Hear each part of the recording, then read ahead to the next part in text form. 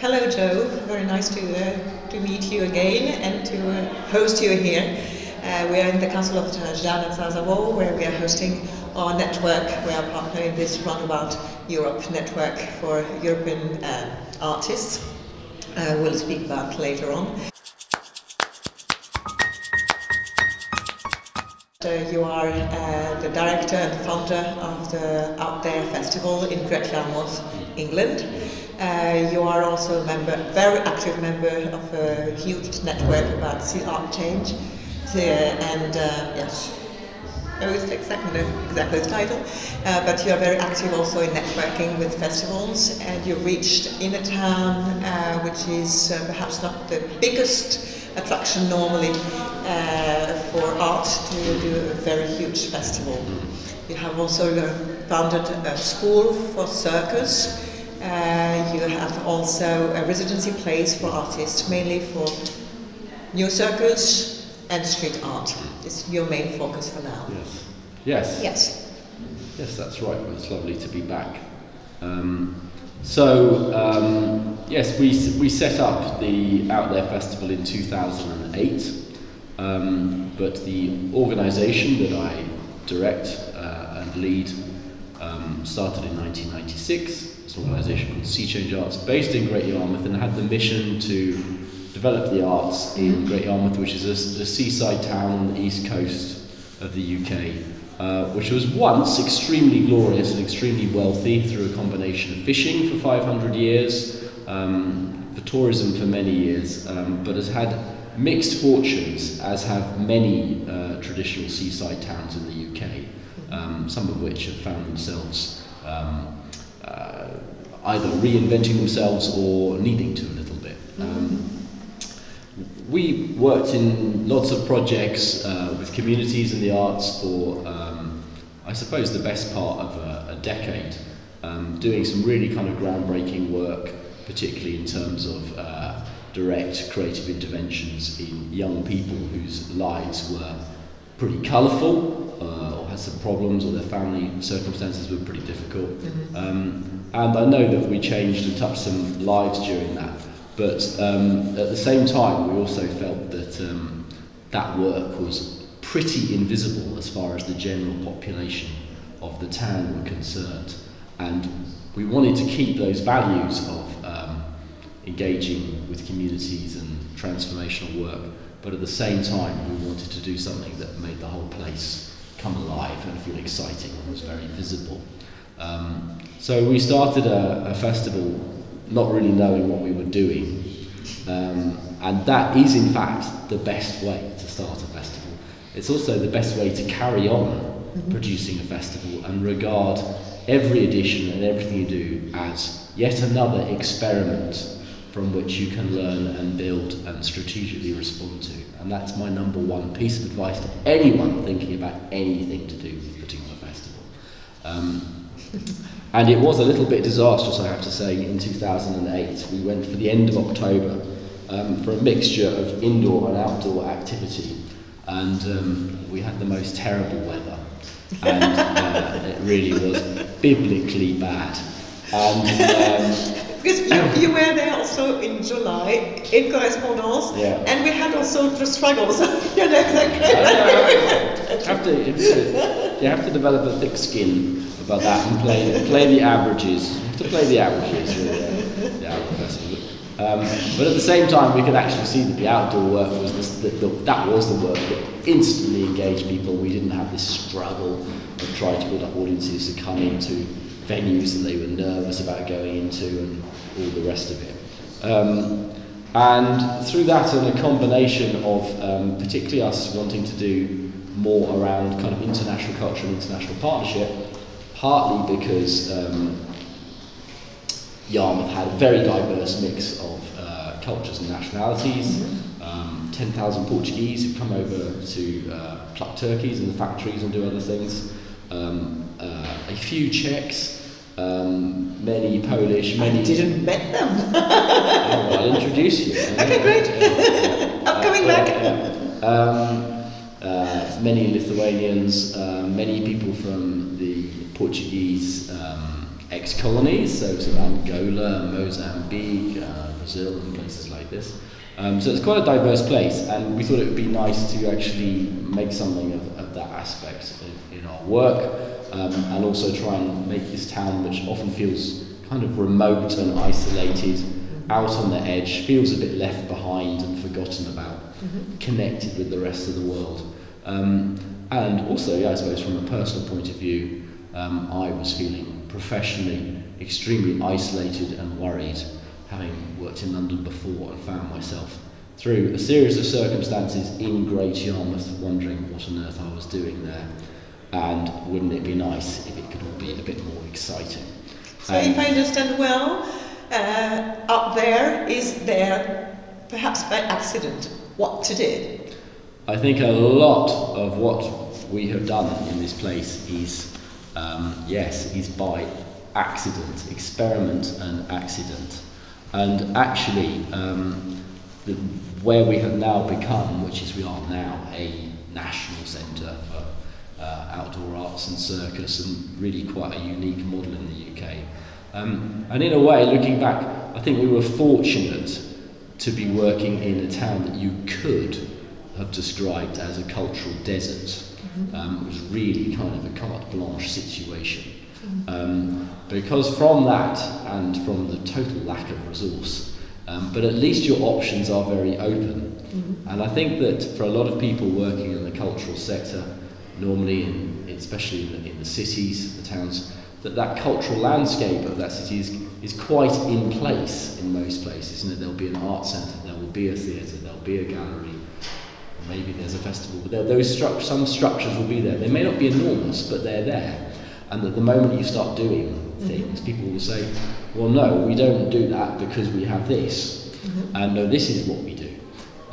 But to work in a place where there is really nothing does lead the opportunity of coming at it from a very different point of view. Which we have done.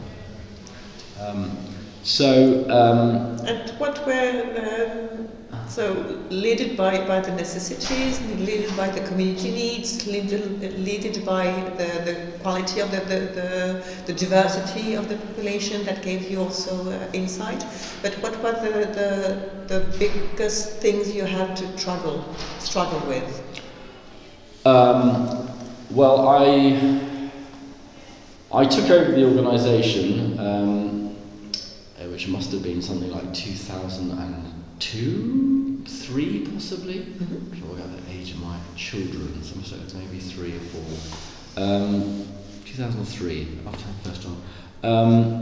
In a time of total organisational meltdown, total crisis. So at that point, really, there was no plan, no mission, not really any resource in the way of money or buildings. There was a little bit of money coming from the Arts Council, and a bit from the town at the time. A crisis in confidence in the organisation for various reasons. It hadn't found its way. And also, significantly, at the level of the city itself had no plan for what it was for culture, none whatsoever. In that its approach to culture had been for many decades one of, bearing in mind it was a significant seaside tourism resort. So the majority of all of the cultural offer, particularly in terms of the performing arts, was essentially private sector business putting on entertainment in the context of tourism. Sometimes in some amazing venues. I mean, we do have the only historic circus building in the UK, the Hippodrome Circus, which is completely fabulous and of world importance. Yes. And it's incredible that the family who run it sustain it and program it and keep it alive, and it's really growing and thriving.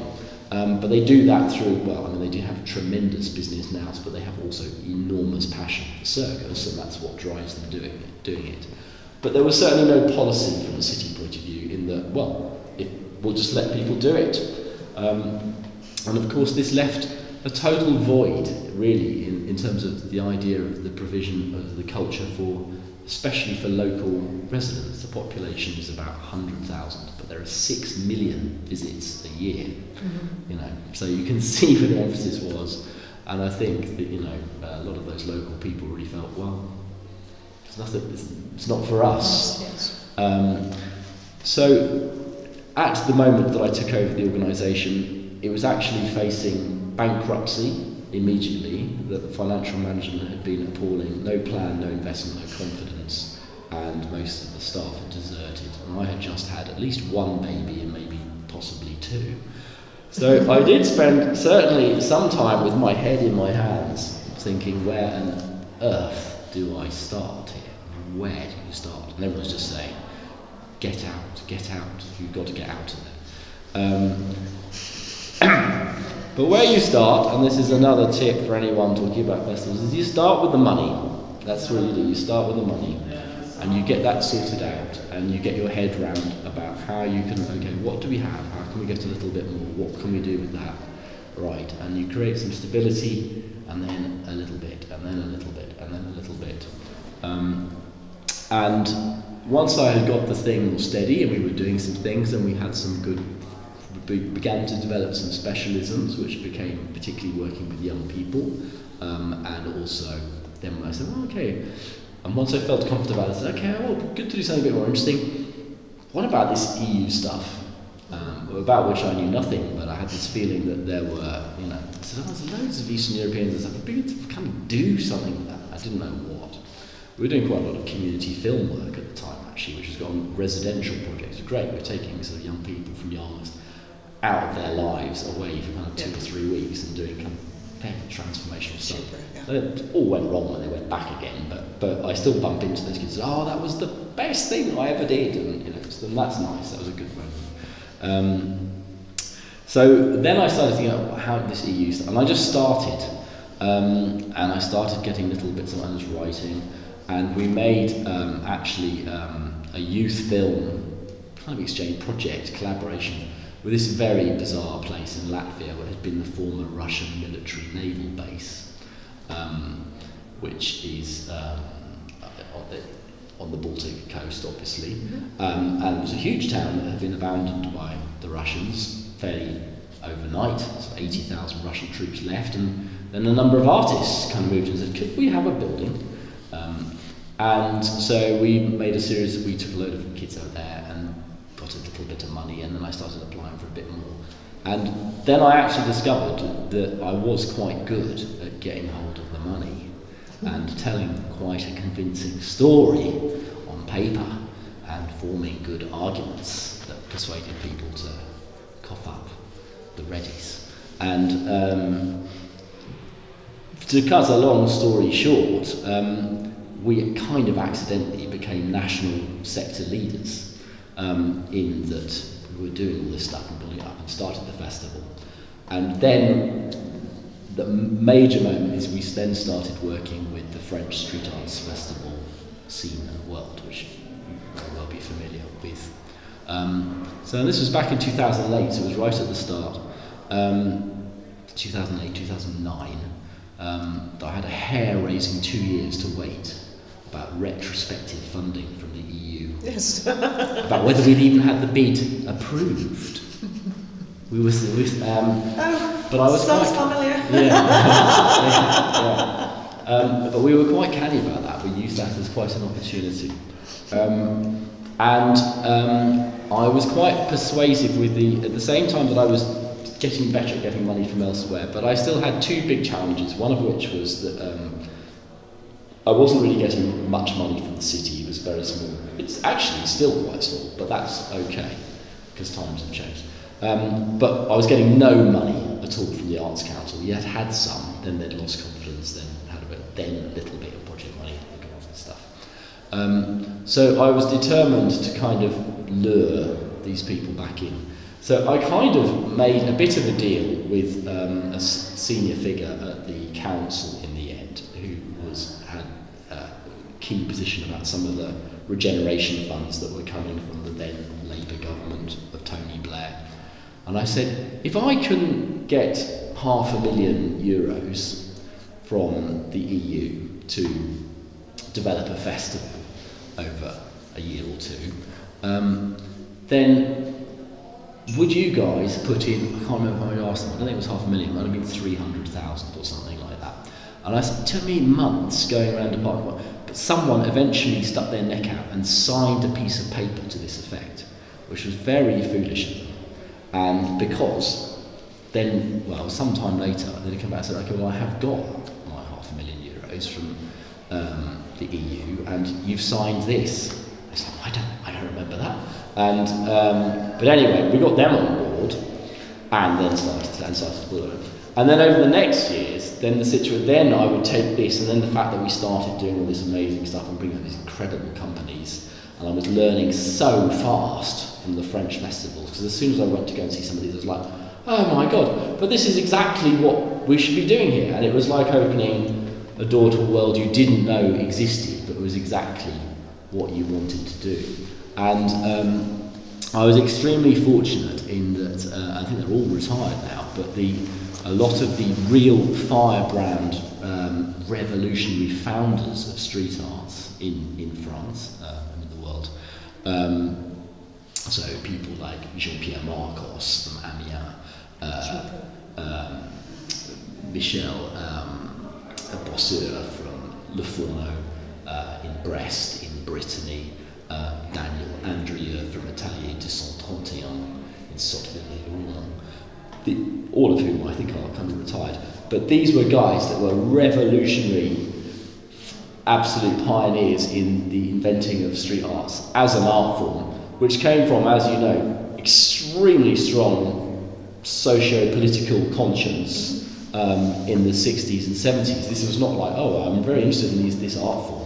This was, no, we're going to do something in this place and transform these places, often quite, places with some issues. And we are really going to do something here, this is for the people. It's quite strong stuff. And a number of them, Michel especially, and Jean-Pierre especially, kind of, I think, saw some of that in me and our place and what we were trying to do, and were unbelievable mentors and supporters to me. Even though they thought I was clueless, especially after the first year with all the snow and the hail, and they really thought this guy's never going to do it, and they couldn't really believe how we then built up over what we did over the next few years. But my big mission at this point though was to take all that, because we were suddenly on a storm on this, and I was bringing over more French artists than had ever been seen before in the UK, and I was exporting more UK artists to Europe and opening all kinds of doors, and this festival was suddenly really growing. We had some amazing programming and projects coming through, and some really strong stuff that had never really happened in the UK before, and certainly not in our region before. But it was quite beginning to become groundbreaking stuff, which I didn't know because I was very ignorant. And then you look around, and the next you realise, actually, we're quite significant compared to what happens elsewhere, which of course ruffled some feathers within the sector to start with. And Arts Council in particular, to start with, were quite resentful of this because it did not fit their strategic plan for the world. And I do remember one conversation with one Arts Council girl who said, but I blithely explained to her that I had this €1 million project over the next few years, and I had this vast amount of investment going to this area, and we were essentially becoming now a major centre for outdoor arts and circus, which we then started to build up as well as part of this. And she went, but our plan for that, the Norfolk and Norwich Festival, that's the ones who, they should be doing this project. And I'm like, I'm very sorry, but it's not their project. So there was a little bit of that for some years. But then that came, then it changed. And I suppose this would be my other piece of advice or tip for anyone in festivals, is that as something is going up, something is going down, and vice versa. So it's always been like that, as the council stuff went down, the Arts Council stuff then started coming up, Arts Council stuff's going up, then the EU stuff starts coming down, and then I start thinking, okay, well I was working through almost only European partnerships, and at one point had 6 EU projects, which is a lot. At the same time, which was quite enormous, and we've actually worked through 23 over the last 15 years. Yes, we have 4 international projects running together, and it's already a lot. That's a lot. Yes, that's already a lot. Yeah. 6. I can't know how you can handle.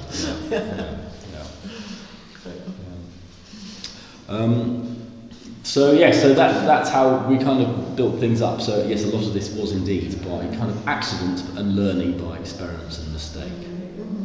Yeah. And one thing also which is important is that working on this European project, you are bringing this cultural knowledge to this very city. So it's something which is worthy for the city. But what are the visible effect of your festival on this very city in Great Yarmouth? Well, it's quite profound these days. It had a number of aims. One of the things is it's in the 3rd week in September, and that was a strategic aim which came largely from the council money in those early days to extend the tourism season of the summer. Now that's very important because those 6 weeks, the season has shrunk. So that, in combination with some other things, extended the tourism season and meant a lot of those businesses stay open. But at the last edition, I know, for example, we do a very in-detailed economic impact study. We actually contract people to do that, to work out exactly how much additional money and economic impact it has on the town. So basically it brings a benefit of new economic activity of about £3.5 million over the weekend. We have 65,000 people that come over the course of the weekend, and that's balanced about 50% between local people, and of those local people, the large majority of those that would not otherwise engage with arts and culture, and 50% that are coming deliberately to the town to see the festival. And they are coming from further and further away, which on one hand is great, but then suddenly in these days of climate change and carbon footprint, on the other hand, it's not good at all. They should be staying at home and going to their own local events. So yes, there's an irony about that. Everyone finds it very transformational, and the city is transformed and feels really good. There's a lot of participation, a lot of participative projects. The big challenge is the other 51 weeks of the year. We have a lot of feedback on this in terms of, the place feels totally alive and not like a total dump like it does the rest of the year. So that is part of our big mission, and it's also why in 2012 we ended up taking a building and developing a creation centre, which is a centre obviously for making work, but it's also a centre where we can do work with communities and bring people and make some stuff happen year round. But we've got a lot of work still to kind of build that up. And how far you're collaborating with other cultural or non-cultural structures through the festival and through your whole program, because you also have residencies, you have also a lot of things. The school is not just during the festival. How do you relate to other organizations in the city? Well, in the city and in the region, in the country, and all over the place. So we work through a lot of partnerships. We did in fact form a national partnership called Coasters, which was a kind of a network of specifically these seaside towns that are also kind of doing some reinvention of themselves through culture. So a major touring of and commissioning of work across 10 of the most known kind of famous of seaside towns of the UK. In the town itself, the cultural sector is not enormous. We certainly have extremely good relations with the heritage sector, with the museums. A lot of the physical development of the town is led by heritage partners because there are a lot of ancient buildings that they're being saved and transformed. We are now beginning to take a bit more of a role with the city in terms of some of the big regeneration projects now coming through, but to be honest, that's been quite hard work. We've largely got on with things by ourselves. And we certainly work very closely with some of the smaller arts and cultural organisations. So there's a theatre around the corner that we have helped save and turn around and put their audiences and really kind of look after them and make sure we share what we can. But there are lots of individuals and fledgling groups that need a bit of support with carnivals, events, things they want to put on. The Portuguese community are quite keen to put on some things, but they really need some help and support to kind of do that. So yes, we have to be fairly proactive about all of that all the time.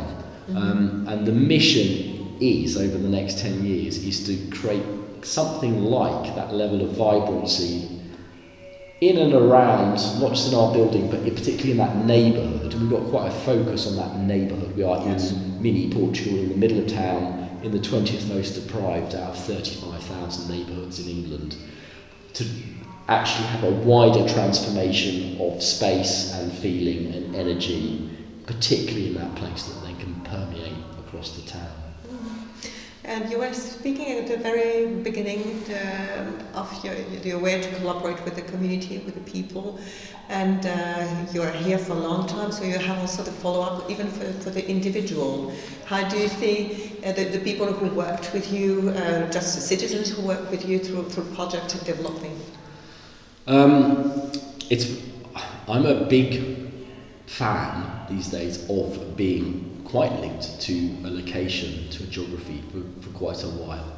And if you want to do real change in places that really need it, you need to change your time frame of thinking. Money tends to come in little packets of 6 months, 1 year, 2 years, 3 years. These real transformations and change, these projects really, they are 10 years, 20 years, 30 years, 40 years. That's really how you have to be thinking, and to see some progress against that. I think that the thing I like the most about what we do is seeing individual journeys and transformations from those that I just bump into every year at the festival or a bit of the town, and they just go, oh, it's so good, oh thanks for doing it, it's so wonderful, we come every year, we just love it. And that's all food, isn't it? Yes, yes. To those that really we've made some bigger transformations, particularly in terms of ambition and confidence. There's I say a young artist, he's not anymore, he's about my age. But I remember I gave work, first ever work to, was a young artist, young animator from the town, over 20 years ago when he just graduated from art school, but back in this town, not very confident, not very aspirant. And he's been around the town a little while, very talented guy, but not with the big ego. And we lured him over the last couple of years into the outdoor arts world and got him to make an installation piece which has been a huge, huge international success from year one. He's almost embarrassed about the level of this. He's in so much demand for this now. But it's so nice to be able to kind of do that in that way, and to marry that very small, individual, local kind of impact with, at the same time, oh look, we've made this landmark work for the sector on a national and international basis kind of thing. So it's nice when the two go together. Thank you very much.